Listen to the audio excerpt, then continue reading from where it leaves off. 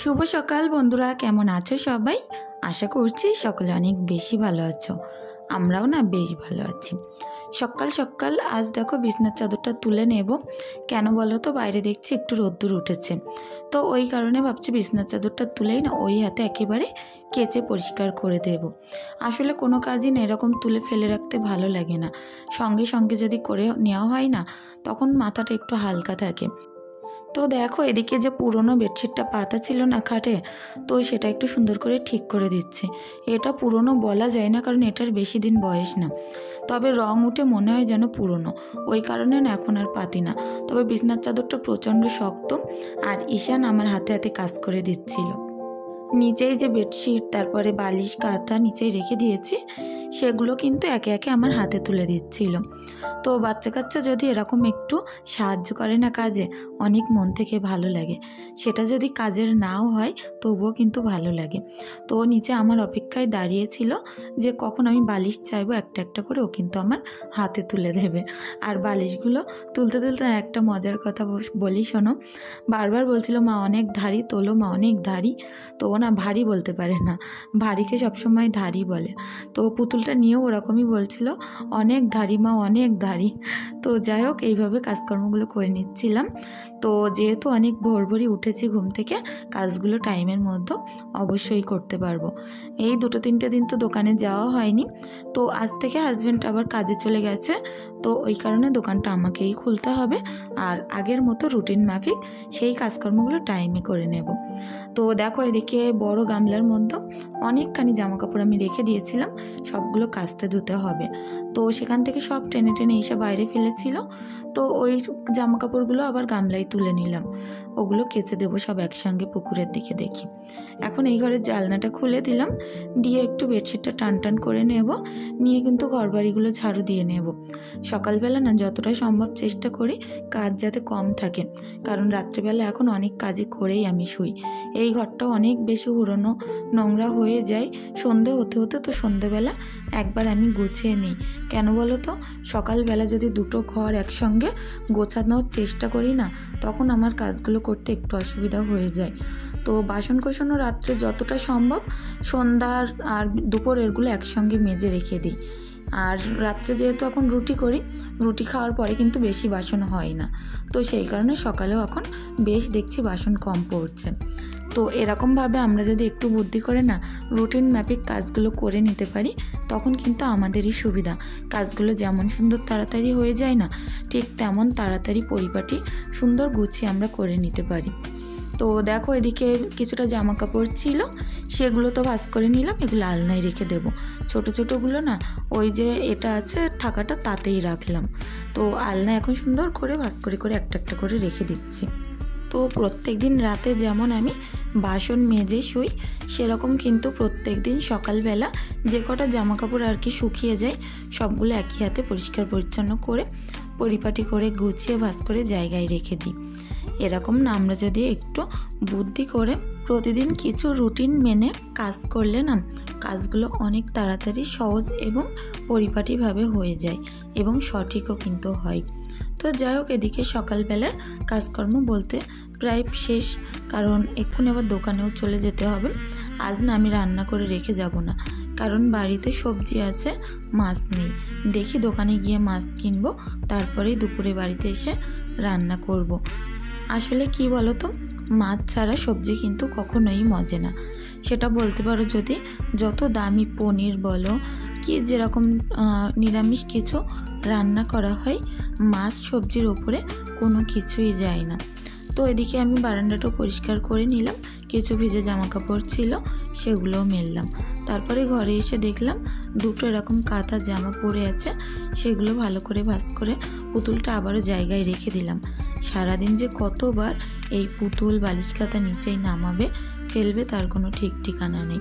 তো অনেকটা তাড়াহুড়োর মধ্যেও ছিলাম, এক্ষুনি তো দোকানে যেতে হবে, তো বুঝতেই পারছো যে কতটা তাড়াহুড়োর মধ্যে কাজগুলো করছি। তবে সুন্দর পরিপাটি করেই করব, যতই তাড়া থাকুক না কেন। রোজ না আমি চেষ্টা করি আমার সংসারটাকে সুন্দরভাবে পরিপাটি করে গুছিয়ে রাখতে। তো চলো কাজগুলো করতে করতে আমার কিছু বন্ধুদের কমেন্টগুলো পড়ে নেওয়া যাক। শারমিন খান বলেছ, অনেক ভালোবাসা দিয়ে শুরু করলাম আপুমনি। তো অনেক ধন্যবাদ বন্ধু। আর আমার আরেক বন্ধু যে রোজই কমেন্ট করে, পাপড়ি, তো তোমাকেও অনেক ধন্যবাদ। তো আমার আরেক বন্ধু, নতুন বন্ধু জেসমিন, যে কমেন্ট করেছো, আমি তোমার ভিডিও দেখি, আমার বাড়ি নিমদারিয়া। তো তুমি কি কখনো নিমদারিয়া গেছো? তো আমি এমনিতে নিমদারিয়া কখনো সেরকমভাবে কারোর বাড়ি, আত্মীয় স্বজনের বাড়ি কিন্তু যাইনি, তবে ওই একবার গিয়েছিলাম। এখান থেকে কিছুদিন আগে নিমদারিয়ায় না অনেক সুন্দর মাটির জিনিসপত্র পাওয়া যায়। তো সেই এতে আকাঙ্ক্ষাই বলতে পারো গিয়েছিলাম। গিয়ে ওখান থেকে আমার যে রুটি করা একটা মাটির কড়া কিনেছিলাম, তারপরে একটা পিঠে করা কড়া কিনেছিলাম, তারপরে পিঠে করা যে ছাঁচগুলো হয়, তারপরে একটা ছোট্ট ভান্ডার আছে আমার ঘরে, মাটির ভান্ডার, তো সেটা কিনেছিলাম। নিমদারিয়ায় না মাটির জিনিসপত্র অনেক সুন্দর পাওয়া যায়। তো সেটা কিন্তু একবার গিয়েছিলাম, আর মাঝে আর একবার গিয়েছিলাম মাটির যে পানি রাখা পাত্রগুলো হয় না, কল লাগানো, ওই পাত্রগুলো ওখানে অনেক সুন্দর পাওয়া যায়। তো ওই যে স্টেশনের ধারেই গিয়েছিলাম, কিছু দোকান ঘুরে পাইনি মনের মতো, ওই কারণে চলেও এসেছিলাম। তো এই আমার যাওয়া বলতে পারো বন্ধু। তো নিমদারিয়া এমনি সেরকম নামা হয় না, নিমদারিয়ার ওপর দিয়ে না এই বারাসাতে কি শিয়ালদা এরকম যাওয়া পড়ে। তো আশা করছি তোমার উত্তর তুমি পেয়ে গেছো। শুভজিৎ মণ্ডল বলেছো কেমন আছো, ব্লগটা দারুণ হয়েছে, রিপ্লাই দিও। তো অনেক ধন্যবাদ বন্ধু এইভাবে সাপোর্ট করার জন্য আর রোজ সুন্দর সুন্দর কমেন্ট করার জন্য। আয়েশা বলেছ ব্লগটা অনেক দারুণ হয়েছে, ফ্রম ডায়মন্ড হাবড়া। তো অনেক ধন্যবাদ বন্ধু। যখন তোমরা জায়গার নামগুলো বলো না, তখন অনেক ভালো লাগে যে আমার ভিডিও অনেক দূর দূরান্তের বন্ধুরাও কিন্তু দেখে। তো অনেক ধন্যবাদ তোমার জায়গার নামটা বলার জন্য। আর যে নিমদারিয়া বললে না, সে তো প্রায় আমার বাড়ির পাশাপাশি বলতে পারো। তো এই যে শুনি যে বাড়ির পাশে বলো দূরে বলো, তোমরা আমার ব্লগগুলো দেখো, তার জন্য অনেক ধন্যবাদ। তো আমার আরেক বন্ধু বলেছ 19 নাম্বার লাইক দিলাম। তো অনেক ধন্যবাদ বন্ধু এভাবে আমার সাপোর্ট করার জন্য। তো দেখো এখন গল্প করতে করতে সকালের বাসনগুলো কিন্তু মাজা হয়ে গেল। ডেকচিটার মধ্যে কিছুটা রুটি করেছিলাম, তো ডেকচিটা আর মাজলাম না, রুটি আছে এখনও। আর যে তরকারির কড়া আর রুটি খাওয়ার যে পাত্রগুলো হয়েছিল রাত্রে, সেগুলো মেজে এই যে বেসিন এরিয়াটা একটু পরিষ্কার করে মেজে ধুয়ে মুছে নেব। প্রত্যেক দিন কাজের সঙ্গে সঙ্গে না একই হাতে চেষ্টা করি এই সকল জায়গাগুলো না একটু টিপটপ করে গুছিয়ে রাখতে। হয়তো সবসময় করে রাখতে পারি না, তবে চেষ্টার তো আর কম রাখি না। যত সম্ভব চেষ্টা করি নিজের শরীরটাকে খাটিয়ে পরিশ্রম করে ঘরবাড়িগুলো সুন্দর করে গুছিয়ে গাছিয়ে রাখতে। তো এখন তো আমার কাজকর্ম করাই শেষ, চলে আসলাম দোকানে। তো অনেকক্ষণ যাবতই দোকানে আমি দোকানদারি করেছি, তারপরে আসছি কিন্তু ঠিক 1টার সময়। তো পুরো রান্নাটা আজ তোমাদের সাথে দেখাতে পারলাম না, কারণ ঈশা প্রচণ্ড জ্বালাতন করছিল ঘুমাবে বলে। তো ওর পিছনে একটু সময় দিতে হয়, তো সেই কারণে না পুরো রান্নার প্রসেসটা দেখাতে পারলাম না। এখানে কিন্তু আমি কুমড়ো, আলু আর ছোট ছোট করে মাংস কেটে নিয়েছি। তো মাংস করব। আমি না প্রথমে মাছ কিনেছিলাম দোকানে গিয়ে, যে কুমড়ো দিয়ে মাছ দিয়ে করব। তারপরে দেখলাম হাজব্যান্ড আবার মাংস এনেছে। তো ভাবছি দু রকম একদিনে করে তো আর লাভ নেই, একটু ভেবেচিন্তে আমাদের সংসারটা কিন্তু চালালে আমরা একটু সাশ্রয় করে নিতে পারি। একই দিনে যদি একসঙ্গে মাছ মাংস দু রকমই খাই, তাহলে কিন্তু কালকে আমার আবার নতুন করে একটা আলাদা খরচা হবে, সেটা হচ্ছে মাছ কেনা। আর একসঙ্গে কিন্তু এতগুলো খাওয়াও সম্ভব না, যেহেতু আমার বাড়িতে মাছ তেমন কেউই খায় না একমাত্র আমি ছাড়া। তো ওই কারণে মাছটা রান্না করলে পুরোটাই থেকে যাবে।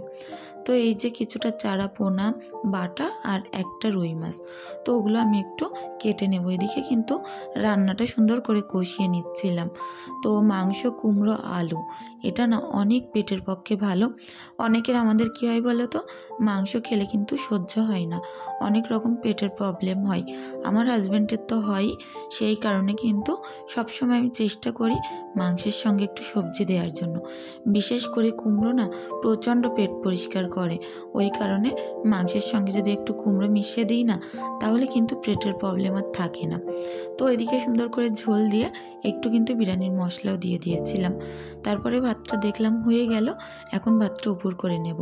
তার মধ্যে দেখো মাছগুলো কিন্তু সুন্দর করে আমি কেটে নিয়েছিলাম। তো এখন পেপারে ভরে ফ্রিজে রেখে দেব, যেহেতু কালই রান্না করে ফেলবো ওই কারণে আর কৌটোয় রাখছি না। তো পাত্রগুলো মেজে একেবারে সঙ্গে সঙ্গে ধুয়ে উপর করে নিচ্ছে, তাহলে রান্নাও শেষ, আমার বাসন মাজাও শেষ। আলাদা করে কিন্তু রান্নার শেষে আর বাসন থাকবে না। তো ঈশা এদিকে অনেক জ্বালাতন করছে ঘুমাবে বলে, ওর জন্য একটু দুধটাও রেডি করে দিচ্ছি।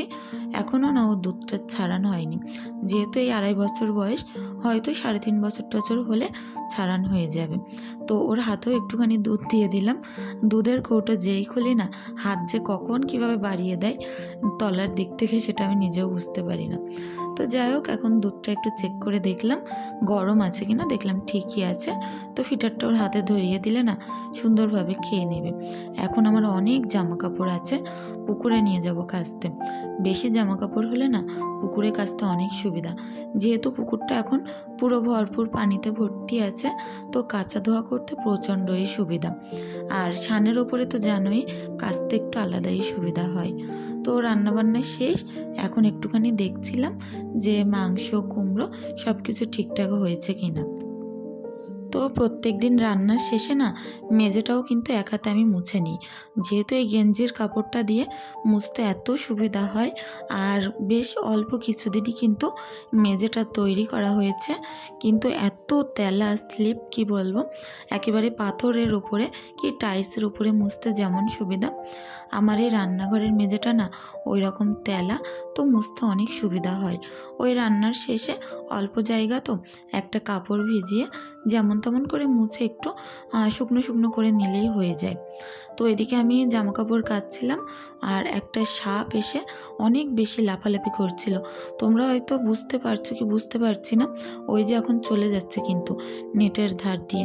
আমি ভয়তে একে লাফে ঘরে চলে এসেছিলাম, এসে ফোনটা নিয়ে যেতে যেতে তখন দেখি সাপটা ওদিকে চলে গেছে। তো তারপরে দেখো হাজব্যান্ডের জন্য এই যে মাংস আর ভাতটা রেডি করে টিফিন বক্সে ভরে এখন দোকানে পাঠিয়ে দেব। দুপুরবেলা আমি দোকান থেকে যখন চলে এসেছিলাম, হাজব্যান্ড বাড়িতে এসে দোকানে বসেছিল, তো ওর জন্য ভাত পাঠিয়ে দিলাম। আর আমার তো গা ধোয়া আর ওই 1 গামলা কাচাকুচি হয়ে গেছে, এখন সবগুলো সুন্দর করে রোদ্রে মেলে দেব। এখন না অনেকটাই বেলা হয়ে গেছে, বলতে পারো ওই 2টো বাজে, 2টো কি 2:30 এরকম হবে। তো এখনও প্রচণ্ড রোদ্দুর আছে, বর্ষাকালে না এরকম রোদ্রের দেখা মিললে অনেক ভালো লাগে। তো আসলাম সন্ধ্যাবেলা, 1 কাপ চা খেয়ে নিয়ে সিমরান ঈশাকে কিন্তু পড়াতে বসলাম।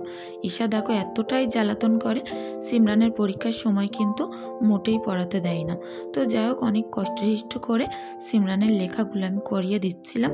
তো ড্যাশ ড্যাশ দিয়ে দেব, ও সেগুলো ভরাট করে নেবে। যাই হোক বন্ধুরা, আজকের ভিডিওতে এখনও পর্যন্ত তোমরা যে সকল বন্ধুরা আমার পাশে আছো, সাথে আছো, সকলের কাছে অনুরোধ রইল, ভিডিওটি যদি সামান্য কিছু ভালো লাগে প্লিজ চ্যানেলটি সাবস্ক্রাইব করে পাশে থাকতে পারো। ধন্যবাদ, সকলে ভালো থেকো।